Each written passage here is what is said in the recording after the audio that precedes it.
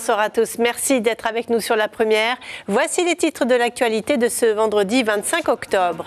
Après une année sans cyclone, mais avec des pluies parfois torrentielles et de fortes houles, que nous réserve cette nouvelle saison? Météo France a fait ses projections. Une marche rose pour soutenir la lutte contre le cancer du sein. Les élèves du collège adventiste Tiarama ont même récolté des dons pour l'association Amazon Pacifique. La nouvelle équipe de la CCISM, finalement intéressée par le nouvel appel d'offres de l'État pour la concession de l'aéroport. Les candidats ont jusqu'au 17 décembre pour déposer leur dossier. 11 groupes de chant s'affrontent ce soir à l'occasion du tout nouveau concours Taurua Himene. Lucille Guichet et Dylan Fell seront en direct de la Maison de la Culture. La Hawaii Kinui Va'a débute dans 5 jours à Huahine. Le Tahiti Nui 8 embarque les dernières pirogues. Les équipes de Polynésie, la première, se préparent aussi pour 3 jours de direct. Enfin, ils seront 7 musiciens sur la scène de To'ata demain soir pour faire revivre la magie de Dire Straits. Et parmi eux, Chris White qui a partagé la scène et les studios avec le groupe originel. Il est notre invité ce soir. Que nous réserve la saison chaude? Selon Météo France, le risque cyclonique sera dans un premier temps modéré. Les Tuamotu du Sud, les Gambiers et les Australes seront les archipels les plus concernés. En seconde partie de saison, le risque sera bien plus faible. Le point avec Ismaël Tahiata et Heidi Enko. Sans l'effet El Niño et la Niña, le papier tombe au milieu de la table. Pas de cyclone. Avec l'effet combiné, le papier tombe au bord de la table et le risque cyclonique probable. Que nous réserve la saison 2024-2025 ? Quels archipels risquent d'être les plus touchés? Ça sera plutôt les Australes, notamment dans la première partie de la saison, novembre, décembre, janvier. On s'inquiète plutôt, on met un focus sur les Australes, mais également sur les Tuamotu Sud, Tuamotu Centre, Tuamotu Sud et les Gambiers. Un risque cyclonique faible au Tuamotu Nord, sur les îles de la Société et les Marquises. Mais en Polynésie, il n'y a pas que les cyclones qui font peur. Il y a les fortes houles, les vents violents, les grosses pluies et surtout les inondations. Une campagne de sensibilisation dans les établissements scolaires a été lancée. On a travaillé cette année avec la DG2E pour établir ce qu'on appelle une petite plaquette qui s'appelle le PIMS, le plan individuel de mise en sécurité. Et ça, c'est un petit document qui sera diffusé aux enfants par la DG2E. On touche évidemment par le biais des enfants les parents pour leur passer des consignes. Et une des consignes, par exemple, c'est de savoir préparer un kit d'urgence pour faire face à un événement. Avoir un petit peu dans un sac de nourriture, d'eau, des effets pour se réchauffer. En plus des sirènes tsunami, l'application mobile FR Alert, des alertes déclenchées soit par SMS, soit par notification, avec des indications sur la nature du danger et de la procédure à suivre. Une application opérationnelle dès février 2025.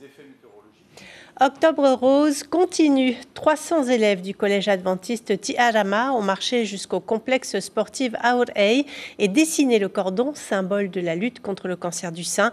Leur vente de t-shirts a rapporté 40 000 francs aux membres de l'association Amazon Pacifique, très émus par ce don et surtout par l'implication des collégiens. Nicolas Suire et Marcel Bonneau. Le ruban rose, symbole de l'implication dans la lutte contre le cancer, formé par 300 personnes pour dire « nous sommes engagés ». Des élèves du collège Tiarama, des parents et le personnel de l'établissement. Nous avons parmi nos élèves, nos personnels, enseignants, non-enseignants, des personnes qui sont concernées en fait. Donc tous nous avons un proche ou nous avons eu un proche qui a été concerné par cette maladie en fait. Et donc on a voulu participer et soutenir la cause au travers de toutes ces activités et en particulier donc la marche d'aujourd'hui. La journée a donc commencé par une marche plutôt rapide, par petits groupes pour ne pas gêner la circulation. Et avant cela, la remise d'un chèque à l'association Les Amazones du Pacifique. Les 3 représentantes ont été très touchées par l'accueil, l'écoute et l'implication des collégiens. Ce ruban, c'est intéressant parce que tout le monde s'est tenu par la main, 2 par 2. Donc on a parlé d'aidants, on a parlé aussi de solidarité, d'empathie. Donc c'est vraiment important de sensibiliser les jeunes au plus tôt sur cette notion d'aide. La matinée a ensuite été ponctuée d'activités sportives, des courses de relais, car le sport est important pour rester en forme et lutter contre la maladie. faire du sport, manger équilibré et arrêter l'alcool aussi et le tabac. Et c'est pour ça que vous courez aujourd'hui? Oui. Toutes ces femmes qui se battent pour cette maladie, c'est vraiment une grande et belle cause. Et je trouve qu'on devrait en parler beaucoup plus. Fin de matinée, toujours avec du sport, pour être sûr d'en avoir fait assez et développer un sentiment de solidarité. En bref, un ATR 72-600 de la compagnie Air Tahiti était immobilisé à Rurutu ce matin suite à une collision aviaire au moment du décollage. L'appareil a dû faire demi-tour. Des dégâts ont été observés au niveau du radome, la partie avant de l'avion. Un autre appareil a dû être affrété pour acheminer les passagers sur Tahiti. Un incident qui a occasionné des retards de vol, notamment à Bora Bora. Nouveau chapitre dans l'histoire de la concession de l'aéroport de Tahiti, Fa'a. L'État a lancé un nouvel appel d'offres au mois de septembre, le 3e. La CCISM avait déjà candidaté, mais après son élection, la nouvelle équipe a préféré d'abord se recentrer sur les missions premières de la Chambre.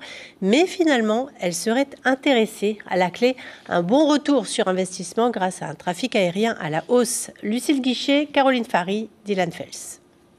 C'est une plateforme qui attire les convoitises depuis bientôt 10 ans, grâce aux 2 millions de passagers en moyenne chaque année et les taxes qui les accompagnent. Si l'ancienne équipe de la CCISM avait candidaté pour gérer la concession, l'équipe de Kelly Hassan-Mooks avait d'abord voulu se recentrer sur les missions premières de la Chambre. Mais avec ce nouvel appel d'offres, la CCISM pourrait de nouveau être sur la ligne de départ. Le président de la Chambre reste toutefois très prudent et envisage un groupement avec un gestionnaire aéroportuaire expérimenté. Il n'est pas question que la Chambre de commerce crée le groupement ou encore moins prenne le lead du groupe. Ça c'est sûr et certain. Si on participe à un groupement, on le fera en suivant quelqu'un qui s'y connaît en gestion aéroportuaire.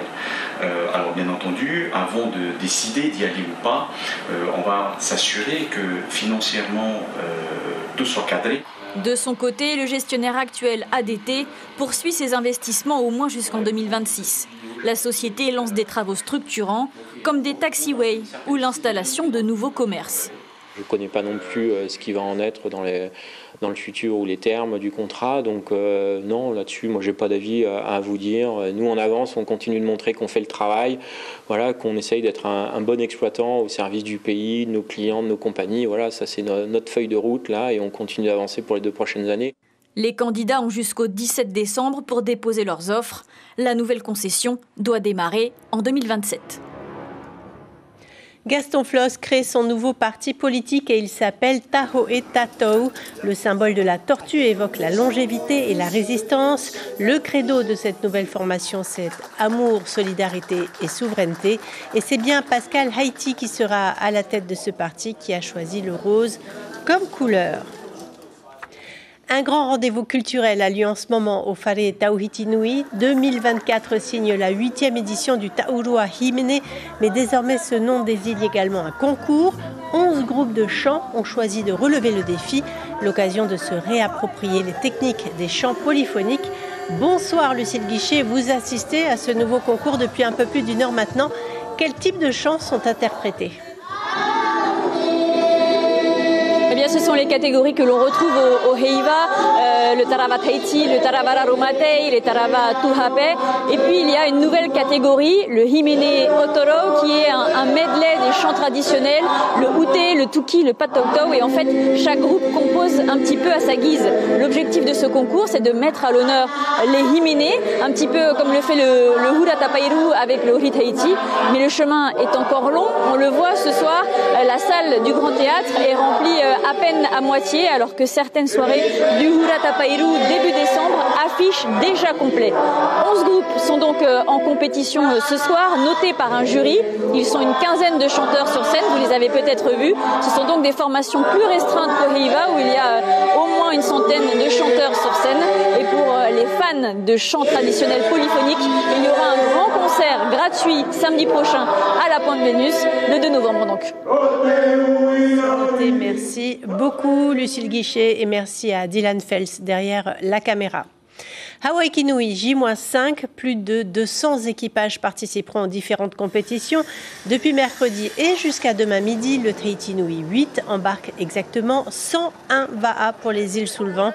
Ce matin, c'est la catégorie vétéran qui confiait ses pirogues aux bateaux de la flottille administrative. Et pour ne pas louper une miette de cet événement sportif, depuis bientôt 10 ans, Polynésie la Première propose 3 jours de direct, une opération coûteuse, mais un rendez-vous majeur pour nos équipes. Les coulisses des préparatifs avec Maruki Duri et Marcel Bonneau.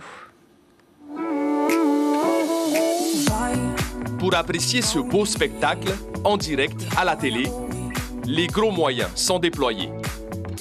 Le grand public ne les voit pas, et comme souvent, ils travaillent dans l'ombre.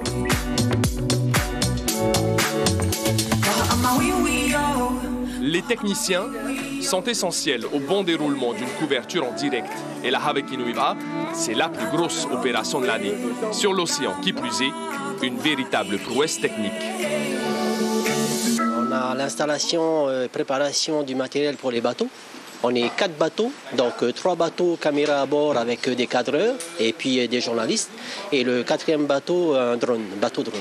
Entre 10 et 15 tonnes de matériel sont transportées vers les îles sous le vent pour le direct télévisé de la course. Caméra, batterie, transmission, quasiment une semaine avant, tout est préparé, testé, ajusté pour que le jour J, le téléspectateur puisse apprécier l'événement sportif. La transmission, c'est très important. Si on n'a pas cette liaison, les bateaux et puis la régie, donc on n'arrive pas à envoyer un signal. Donc tout ce travail, c'est une préparation avant et puis pendant la course. Donc il faut veiller à ce que le signal passe jusqu'à la régie, quoi. Et pour une course de VAA aussi mythique que la Hawaii Kinui, une stratégie est établie grâce à l'expérience des collaborateurs. Au cœur du dispositif, le car régie stationné à Bora Bora, à Matira, pendant toute la durée de l'événement. Tous les émetteurs sur l'eau seront réceptionnés ici. Le plus important pour moi, c'est le fonctionnement du car. Il y a beaucoup de monde à gérer, à organiser. Il y a des stratégies à mettre en place, un programme d'installation qu'il soit bien calé parce que les jours se rapprochent. Il nous reste très peu de temps et pour l'instant, tout va bien. Au total, une 50aine de personnes est mobilisée pour vous faire vivre sur la première un Hawaii Kinui VAA inoubliable. Il a rejoint Dire Straits en 1985 pour leurs 2 dernières tournées mondiales. Chris White est désormais en tournée avec d'autres musiciens, mais toujours pour faire vivre la magie du groupe britannique fondé par Mark Knopfler. 7 musiciens et 5 techniciens sont arrivés ce matin à Tahiti à l'occasion du concert unique de Dire Straits Experience, prévu demain soir à To'ata. Bonsoir Chris White, merci d'être sur notre plateau ce soir. Vous avez fait partie du groupe Dire Straits et aujourd'hui vous menez le groupe Dire Straits Experience. Quel est le concept de cette nouvelle formation? Est-ce que vous avez votre propre identité? Yorana, je pense que tout ça a commencé parce que j'ai été demandé à rassembler un groupe pour jouer la musique de Dire Straits pour un concert de charité. Donc ça a commencé à cause... C'était supposé être une seule soirée, mais ensuite plusieurs personnes voulaient le voir aussi, voulaient l'entendre. Donc nous sommes là aujourd'hui dans une tournée internationale et nous sommes très chanceux d'être ici à Tahiti. Je pense que l'idée est donner la chance aux gens de vivre ce que ça aurait été d'aller à la tournée Brothers in Arms. Donc, avec la chance, les gens veulent toujours voir ces chansons en direct. Donc, nous sommes vraiment contents d'être ici. Alors, Mark Knopfler était un peu le chanteur et guitariste emblématique du groupe, qui joue de la guitare, qui chante du coup sans lui sur scène. Exactement. Mark est un chanteur iconique et guitariste. Je ne pense pas qu'on pourrait faire ça originellement, mais on a trouvé Terence, un gars très talentueux. Vous allez le voir demain soir. Et même sans essayer, il joue la guitare comme Mark. Sa voix est très similaire. Il n'essaye pas de copier Mark. Il n'essaye vraiment pas de copier. C'est à propos de l'énergie de la tournée et on essaie de faire ça. On a vraiment de la chance d'avoir trouvé Terence, justement. Vous avez joué dans les plus grandes salles du monde, vous arrivez justement d'Australie. Ça vous tenait à cœur de venir à Tahiti au milieu de l'océan Pacifique? J'ai toujours voulu venir à Tahiti. Depuis que j'étais un adolescent, Tahiti était un endroit très romantique pour ma famille, donc je suis vraiment honoré et content d'être ici. On est excités de jouer demain soir. Les autres musiciens passent un bon moment à l'hôtel, on mange bien, donc oui, on est vraiment content d'être là. Qu'est-ce qui rend votre musique si universelle selon vous? Parce qu'il y a vraiment toutes les générations lors de vos concerts et partout où vous allez, vous avez un public et un grand public. Je suis surpris. Dans un concert en Europe, et là on était en Australie, en Nouvelle-Zélande, je veux dire, je vois des gens que j'ai rencontrés en 85, mais aussi il y a un amont de jeunes qui viennent et ils connaissent toutes les paroles, ils chantent tout, donc je ne sais pas ce que c'est, mais c'est super. C'est un honneur pour Marc aussi. Tout ce qu'il a écrit, en fait, Marc, semble transcender les générations. Vous avez participé récemment à un des albums solo de Mark Knopfler, mais vous avez aussi travaillé avec d'autres musiciens de renom comme Paul McCartney, Joe Cocker, Ray Charles, Mick Jagger, Robbie Williams. Que diriez-vous aux jeunes ou aux moins jeunes qui ont envie de percer dans la musique et pour qui vous êtes un modèle? Quel est votre secret, malgré votre humilité que vous nous montrez ce soir? Je pense que si tu es un musicien, tu es un musicien. Tu n'as pas le choix. Pour moi, je n'avais pas le choix. J'ai commencé à jouer le saxophone quand j'avais 14 ans. Et au bout d'un mois que j'avais commencé, je savais que c'était pour moi. Donc, tout se suit naturellement. Je pense qu'on est parmi les personnes les plus chanceuses du monde parce que je fais ce que j'aime tous les jours. Donc, il faut juste suivre sa passion, je pense. Je pense. Merci beaucoup, Chris White, d'avoir accepté notre invitation ce soir et on vous souhaite un magnifique moment, un magnifique concert demain soir. Thank you very much. Maruru. Merci beaucoup, moi aussi. De la gastronomie et des sciences pour terminer avec le pionnier de la cuisine moléculaire Thierry Marx et le chimiste Raphaël Aumont à l'occasion de la première journée Tekai dédiée au métier du tourisme et à l'art culinaire. Ils ont travaillé le chocolat polynésien devant un public médusé, découverte d'une autre vision de la cuisine avec Méréini Gamblin et Hubert Liao. De la mousse au chocolat, uniquement à base d'eau et de cacao local, c'est possible. Exit le sucre et les œufs pour une alimentation plus saine. C'est tout l'intérêt d'allier science et cuisine pour réinventer la gastronomie du Fénois. Un challenge pour le chef étoilé Thierry Marx et le chimiste Raphaël Aumont en voyage en Polynésie. Je pense dans les écoles de cuisine, il ne faut jamais mettre de l'eau dans le chocolat. La preuve aussi, ça fonctionne bien. Ça commence toujours par l'histoire d'un produit. Et c'est assez simple. Après, il faut faire des tests, essayer avec quoi on va pouvoir marier le produit, etc. J'ai découvert en arrivant en Polynésie le taro, par exemple. Et je me dis, il y a énormément de potentiel dans le taro. Mais il faut que je sorte un petit peu des sentiers battus, que je l'étudie un peu plus en termes de structure. Il a une très très bonne vision de la gastronomie et de l'alimentation. C'est très très enrichissant. Et ouais, je suis fière que mon chocolat soit apprécié par l'un des plus grands chefs au monde. Avec cette vision de la cuisine, le chef étoilé pourrait bien inspirer les chercheurs d'emploi. Comme ces jeunes inscrits au régiment du service militaire adapté en fin de contrat, elle se verrait bien commis de cuisine dans un restaurant. En fait, j'aime faire plaisir les personnes que j'aime. Ils sont contents de mes plats, j'aime les voir satisfaits. Les entreprises ont connu 2 années de difficultés dans le recrutement. Parce qu'il y a eu beaucoup de fermetures de restaurants et d'hôtels pendant cette période Covid. Et aujourd'hui, après 2 années, ils ont récupéré quasiment les 2000 salariés perdus à l'époque. Et on a une offre très dynamique dans tout le secteur de la restauration et de l'hôtellerie. L'hôtellerie-restauration est en effet le secteur qui recrute le plus en Polynésie, avec 1000 offres d'emploi par an publiées par le CEFI. De belles innovations culinaires en perspective. Et on arrive au terme de cette édition. Je vous en rappelle l'information principale. Un risque faible à modéré selon les archipels. Météo France a fait un point ce matin sur la saison chaude qui s'annonce du mois de novembre à avril. Les phénomènes El Niño ou La Niña ne sont pas à craindre, mais d'autres phénomènes comme les fortes houles, fortes pluies et coups de vent seront toujours de mise. Au programme de votre soirée sur la première, la série McDonald's and Dodds sera suivie du concert de la Super Franco Fête. Demain, Axel Mézinel et Mélie Toumataleli seront aux commandes de vos journaux radio dès 6h30. Passez une très belle soirée sur la première.